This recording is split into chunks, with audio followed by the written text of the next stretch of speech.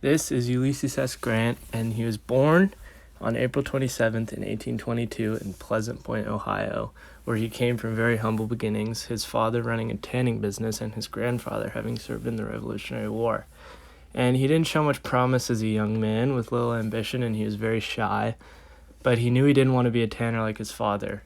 When he was 17, his father had enrolled him in West Point without him knowing. And while Grant was at West Point, he was very average. He earned average grades and graduated around the middle of his class at 21st out of 39. He planned to serve only the mandatory 4 years and resigned from the military. However, after he graduated, he was shipped off to the Mexican-American War, where he examined the tactics of his superiors, one of them actually being Zachary Taylor, another president, and he was credited for his bravery under fire. However, he did not agree with the war because he felt it was just going to expand slavery in the U.S. And afterwards, he was stationed all over and kept serving in the military, even at Fort Vancouver in Washington. But in 1853, he was promoted to captain, but he had a run-in with a superior which caused him to resign from the military and move himself and his 4 kids and wife to Missouri to try his hand at farming, which didn't go well. Eventually, he had to resort to selling firewood to support his family. In 1860, he gave in and went to work for his father's tannery business. However, when Fort Sumter was attacked in 1861, he was re-inspired and rejoined the military. Set in charge of an unruly unit, he had his work cut out for him, but using the lessons he learned in the Mexican-American War, he had them battle ready after a short time.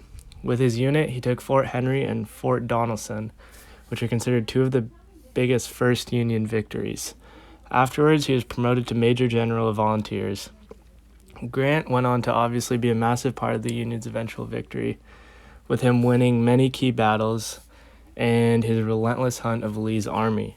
After he led the Union to victory, he did not take the Confederate soldiers as prisoners of war, as he had quickly moved on to finding a way to unify the country.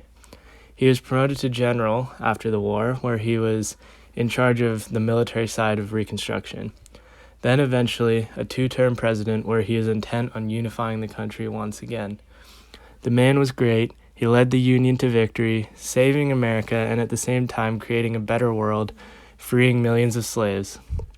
But not only did he win the war, when it was over, he worked relentlessly to rebuild the South, and he made Reconstruction effective. And time again, he worked for change in America, for the better. And without Ulysses S. Grant, America would be a very different place. And the man is a perfect example of the American dream. He went from nothing, but he struggled, and he got to be one of the most important men in U.S. history.